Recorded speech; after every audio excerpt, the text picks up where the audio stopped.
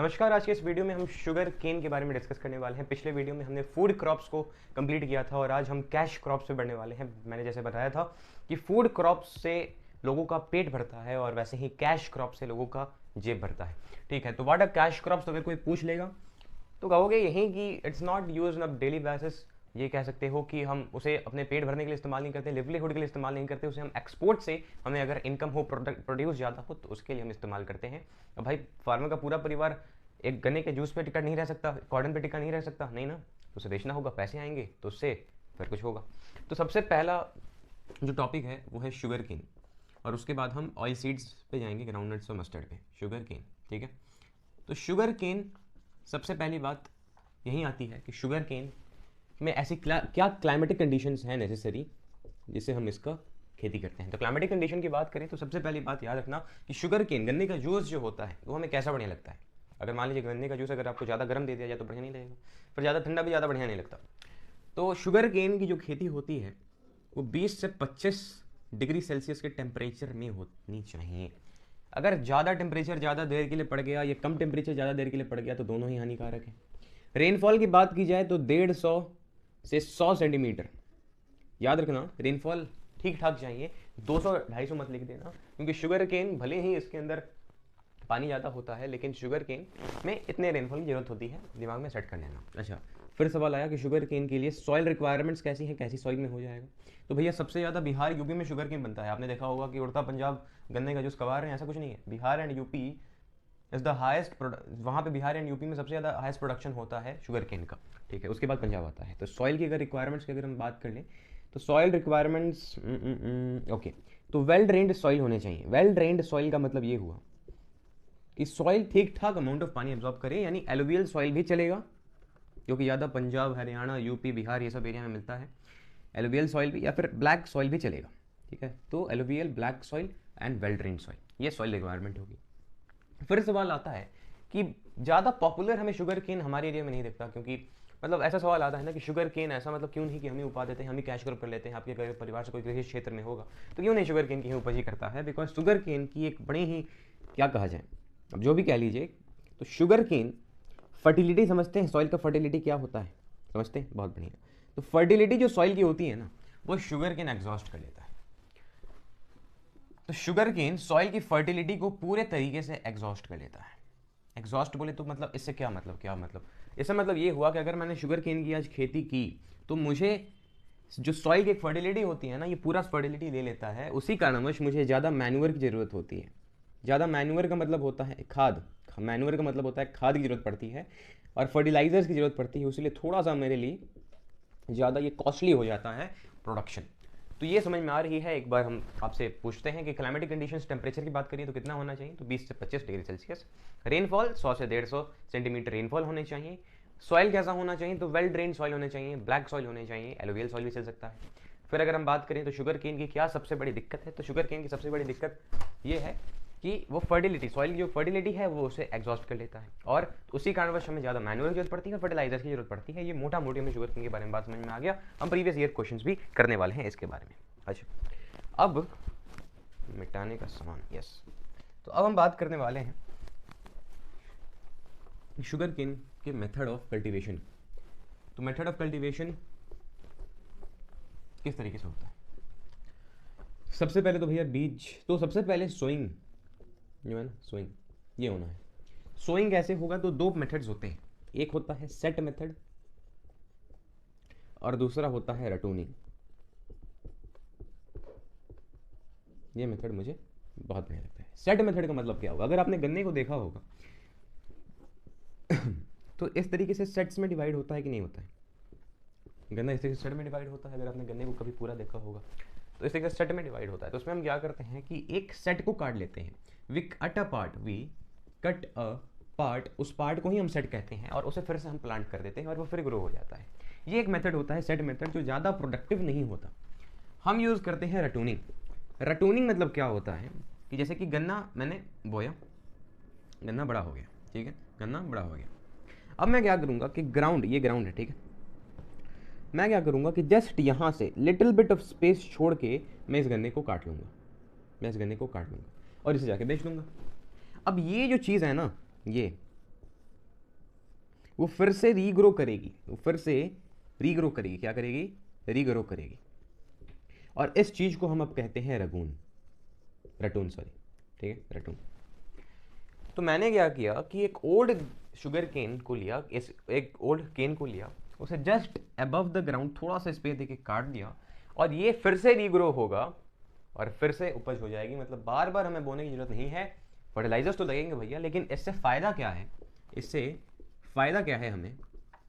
फ़ायदा ये है कि हमें जो लेबर की ज़रूरत है ना, लेबर ज़्यादा ज़रूरत नहीं पड़ेगी, लेबर थोड़ा सा रिड्यूस हो जाएगा, ज़्यादा काम करने की जरूरत नहीं होगी, अपने आप उग ही जाएगा। और क्या? तो ये जो रटून होते हैं, ये जो रटून होते हैं वो जल्दी मैच्योर होते हैं, matures early age compare to previous. तो प्रीवियसली जितने टाइम लगाया होगा उसने ग्रो करने में, तो जो रटून होंगे वो पिछले से जल्दी, अगर मान लीजिए 1 साल लगा रहा है कोई ये गन्ने का जूस पूरा बड़े होने में, तो ये 8 महीने ही लगाएंगे, तो फ़ायदा ही हो रहा है। तो ये ऊपर मोटी चीज़ें हैं। लेकिन अगर बात करें कि डिसएडवांटेज ऐसे क्या क्या चीज़ें हैं, क्यों हम ज़्यादा मतलब ऐसा ही क्यों नहीं करते कि बार बार गन्ने की खेती करते हैं, तो ये हम रटून वाला जो रटूनिंग मेथड है, इसे we can use only 3 to 4 times, इससे ज़्यादा हम इस्तेमाल नहीं कर सकते। फिर भी हमारा 3-4 साल का समय तो बचते ही आता है, लेकिन इससे ज़्यादा क्यों नहीं कर सकते? क्योंकि जो यील्ड है, अब यील्ड का मतलब समझते हैं आप?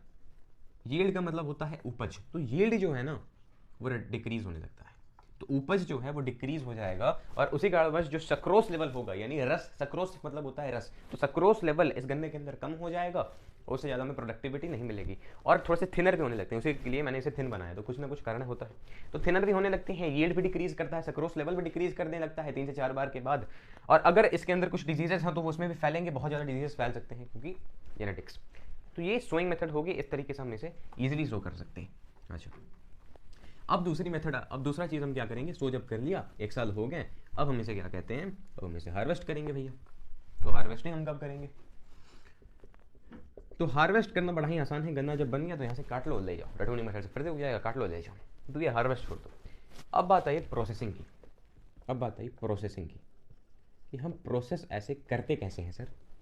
क्या करते हैं गन्ने काटने के बाद? एक चीज़ बार बार प्रीवियस ईयर में पूछा जाता है, आपके नॉलेज के लिए भी ज़रूरी है कि गन्ने का जब आपने केन काट लिया, जब केन हार्वेस्ट हो गया, बेटर वर्ड ये है, after the cane is being harvested और हैज़ बीन हार्वेस्टेड, हमें उसे 24 घंटे के अंदर अंदर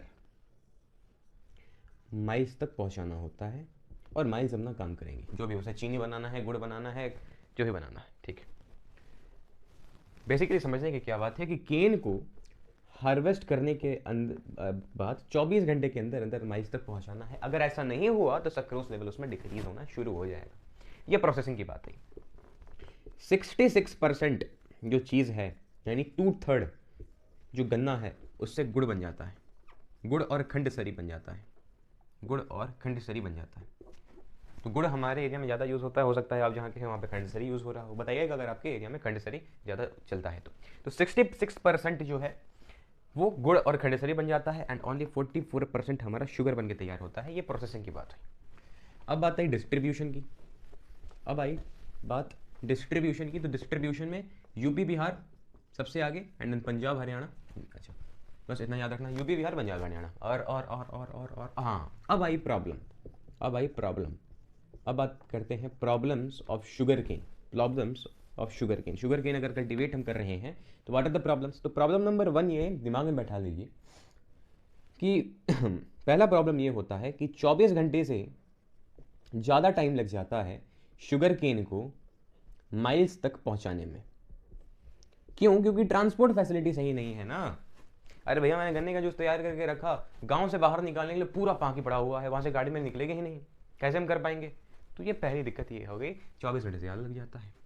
फिर जो माइल्स जो होते हैं वो फार अवे होते हैं, तो इसको इसी पॉइंट में ले लेना, ये सेकंड पॉइंट नहीं होगा। अच्छा, और माइल्स जो होते हैं वो छोटे होते हैं, माइल्स जो होते हैं वो छोटे होते हैं। ये चौथी दिक्कत थी, ये तीसरी दिक्कत थी। और क्या दिक्कत थी? दिक्कत थी कि जो माइल्स के जो वर्कर्स हैं, यानी पूरी जो इंडस्ट्री है वो आइडल बैठी रहती है जब तक गन्ने का कल्टीवेशन ना हो। नहीं, जब तक भैया गन्ने का कल्टीवेशन नहीं होगा, गन्ना कट के नहीं आएगा, तब तक माइल के वर्कर्स अकेले बैठे रहेंगे और पूरा माइल तब पड़ा रहेगा। और क्या दिक्कत है? तो भैया 24 घंटे ज़्यादा समय लग रहा है, माइल्स दूर हैं, उसी कारण बस माइल्स छोटे हैं, माइल्स के जो वर्कर्स हैं आइडल बैठे रहते हैं, और ये तो मैंने बात बता ही दी है, इस पॉइंट पे भी लिख लेना कि sugar cane exhaust fertility of soil and that's why lots of manure and fertilizers are required. ज़्यादातर फर्टिलाइजर डालो, बार बार खरीद के लाओ, खाद कर दो, बनाओ, ये सब दिक्कतें आती हैं। तो ये हमने बात कर ली शुगर केन के प्रॉब्लम्स की। आखिरी शुगर केन का टॉपिक हम बात कर लेते हैं कि गवर्नमेंट ने इस प्रॉब्लम को टैकल करने के लिए क्या क्या चीज़ें बनाई है। Government's role to tackle the problems of sugar cane cultivation. सबसे पहला गवर्नमेंट ने क्या किया है कि इरिगेशन फैसिलिटीज़ बढ़िया कर दी हैं। 2-3 पॉइंट बस याद रखना एग्जाम के लिए, बढ़िया हो। इरिगेशन जो फैसिलिटीज़ हैं उसे बढ़िया कर दिया है उन्होंने, ठीक है। दूसरा पॉइंट ये है कि टाइमली लोन्स भी प्रोवाइड किए जा रहे हैं फार्मर्स को, कि भैया मान लीजिए फार्मर हैं, आपको बढ़िया गन्ने की खेती करनी है, बढ़िया ट्रांसपोर्ट फैसिलिटी, बढ़िया इरिगेशन चाहिए, तो आपके लिए जो लोन्स है, अगर मान लीजिए मशीनरी खरीदना है, ट्रैक्टर खरीदना है, मुझे कल्टिवेशन करना है, फर्टिलाइजर्स करना है, अगर मुझे बहुत ज़्यादा अमाउंट में अगर मुझे प्रोडक्शन करना है तो उसके लिए लोन्स गवर्नमेंट सप्लाई करेगी, उसे आपको वापस भी करना होगा जब आपको फायदा हो जाएगा, कुछ बॉन्ड होते हैं। और फार्मर्स को एजुकेट करना, ये 2 पॉइंट, या फिर फार्मर्स को एजुकेट करना, ये डाल सकते हैं। ये शुगर की बात होगी। अब बात करते हैं ऑयल सीड्स की। ऑयल सीड्स में सबसे पहला चीज आता है ऑयल केक। ऑयल केक मतलब केक नहीं, ऑयल केक एक अलग चीज है। ऑयल केक क्या है? जब ऑयल सीड्स में से ऑयल को एक्सट्रैक्ट कर लिया जाता है एंड द लेफ्ट आफ्टर और द रेसिड्यू लेफ्ट को ही हम ऑयल केक कहते हैं, जिससे हम एनिमल फॉडर या कैटल फॉडर या फिर पंजाब हरियाणा में कई जगह वहां पे इसे खाया भी जाता है, ठीक है। तो ये इसे हम ऑयल केक कहते हैं। तो लेफ्ट ओवर कह सकते हो, लेफ्ट ओवर कह दो या रेसिड्यू कह दो। आफ्टर इसे इस तरीके से लिख लेना। किसी ने मुझे नोट्स मांगा था कमेंट में, तो देखिए मैं नोट्स नहीं दे सकता क्योंकि खुद मेरे बहुत बढ़िया हैंडराइटिंग के नोट्स नहीं हैं। अगर मैं आपको दिखाऊंगा अभी तो शायद ही आप समझ पाएंगे। तो नोट्स मेरे हिसाब से आपको खुद बनाने चाहिए, खुद बनाइए, ठीक है, मेरे हिसाब से, अगर आपको ठीक ठाक समझना है। क्योंकि मैं नोट्स बनाऊंगा, मेरे नोट्स आप पढ़ोगे तो उससे कुछ फ़ायदा होता नहीं है, ये पर्सनल एक्सपीरियंस है अभी तक का मेरा, ठीक है। तो रेसिड्यू, अगर आपके पास समय नहीं है तो उसे आप क्या कर सकते हैं कि प्रीवियस ईयर कुछ किताबें होती हैं, अगर आप बहुत ज़्यादा अफोर्ड नहीं कर सकते हैं तो प्रीवियस ईयर ज़्यादा महंगी किताबें नहीं होती हैं, मैं किसी कंपनी का नाम नहीं लूँगा, बट ओसवाल एक जो कंपनी होता है वो बढ़िया है, तो प्रीवियस ईयर के किताब उसके बढ़िया होते हैं, तो नोट्स आप पढ़ सकते हैं। बाकी मुझे और किसी चीज़ की मेरे ख्याल से जरूरत नहीं पड़ती। तो रेसिड्यू जो होगा लेफ्ट आफ्टर, उसी को हम ऑयल केक कहेंगे। इसे हम एनिमल फॉडर की तरह इस्तेमाल कर सकते हैं। एनिमल फॉडर यानी कैटल फॉडर के लिए, कैटल को खाना खिलाना है, तो ये सब चीज़ें हम इस्तेमाल कर सकते हैं। अच्छा, और ऑयल सीड्स के लिए क्लाइमेटिक कंडीशंस क्या रिक्वायर्ड है, ये भी तो डिस्कस करना है। तो क्लाइमेटिक कंडीशन, सबसे पहली बात तो टेम्परेचर की अगर हम बात करें तो सेम जैसा उसका था उसी तरीके से गन्ने के जूस का, ठीक है। अगर हम बात करें सॉइल की, तो सॉइल सैंडी सॉइल हो तो बढ़िया बात है। अब सैंडी सॉइल से मतलब ये है कि वेल परवलाइज सॉइल। वेल परवलाइज सॉइल का मतलब होता है जो सॉइल बढ़िया से एकदम फाइनली, मतलब थोड़ा सा धूल टाइप के हो ना उसे, या फिर आप ब्लैक सॉइल भी इस्तेमाल कर सकते हैं, ठीक है, ब्लैक सॉइल। तो Sandy soil, black soil, well drained, याद रखना, ये हरदम लिखना है। तो ये क्लाइमेटिक कंडीशन की बात होगी। रेनफॉल की अगर हम बात करें तो भैया अब इसमें पानी जरूरत थोड़ी होती है, तो 50 से 100 सेंटीमीटर में काम चल जाता है। इरिगेशन की बाहर से कोई ज़्यादा जरूरत नहीं होती। अगर बारिश हो रहा है तो बढ़िया है, अगर नहीं हो रहा है तो थोड़ा सा इरिगेशन सप्लाई करना होता है। बहुत ज़्यादा अगर लंबा समय तक ड्रॉट पड़ गया तो भी दिक्कत है, बहुत ज़्यादा बारिश होगी तो बहुत ज़्यादा दिक्कत है। और फ्रोस्ट याद रखना, एक चीज़ है फ्रोस्ट, ये तो मैंने शुगर केन में बताया ही नहीं। फ्रोस्ट जो चीज़ है ना, it's highly highly highly dangerous to the crops, खासकर ये ऑयल केक्स, जो ऑयल सीड्स जो हैं, और शुगर केन जो है, कैश क्रॉप्स के लिए। फ्रोस्ट बोले तो क्या होता है? फ्रोस्ट बोले तो घास फूस ठंडे के टाइम में जब जम जाती, घास फूस जब जम जाते हैं ना, तो उसे हम फ्रोस्ट कहते हैं, समझिए, ज़्यादा कुछ फ्रोस्ट है नहीं। ये क्लाइमेटिक कंडीशन की बात आ गई।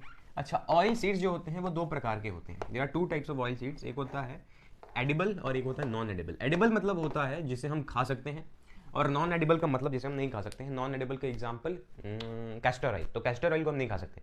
वहीं अगर एडिबल का एग्जाम्पल लिया जाए तो ग्राउंड नट्स या फिर मस्टर्ड कह लो, मस्टर्ड ऑयल, लिंसेड्स, ये सारे एडिबल होते हैं।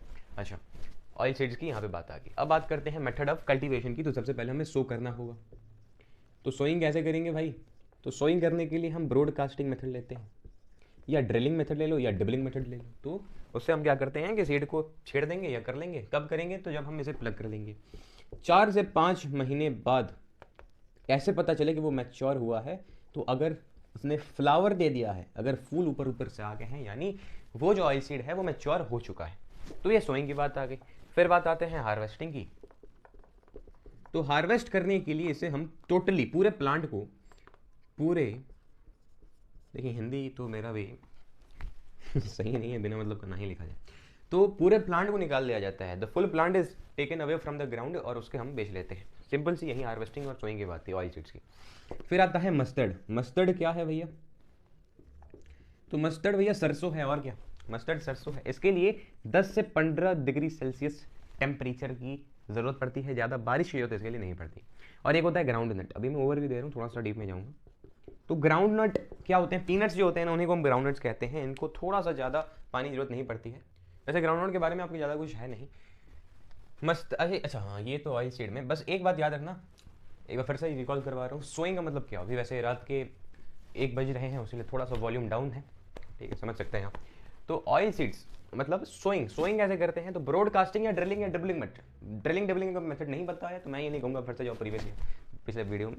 ड्रिलिंग मतलब एक बैम्बू होता है, उसमें थोड़ा सा पाइवोटेड होता है, पॉइंटेड होता है, पाइवोटेड नहीं पॉइंटेड होता है। पॉइंटेड लेके हम मारते हैं नीचे ग्राउंड में, उसके बाद डालते हैं, फिर मारते हैं डाउन, बहुत टाइम लगता है। और एक होता है ब्रॉडकास्टिंग मेथड, बहुत बढ़िया यील्ड नहीं आता है उससे, बशर्ते कि वो राइस का कल्टीवेशन हम कर रहे हो, तो हम इस तरह से ब्रॉडकास्टिंग मतलब just simply spreading of the seeds. अच्छा, फिर हम 4 से 5 महीने बाद मैच्योर होगा तो फ्लावर करेगा। हार्वेस्टिंग हम कैसे पूरे प्लांट को निकाल लेंगे। और डिस्ट्रीब्यूशन, कौन सी जगह सबसे ज़्यादा ऑयल सीड्स पाए जाते हैं? तो इट्स गुजरात, याद रखना, गुजरात।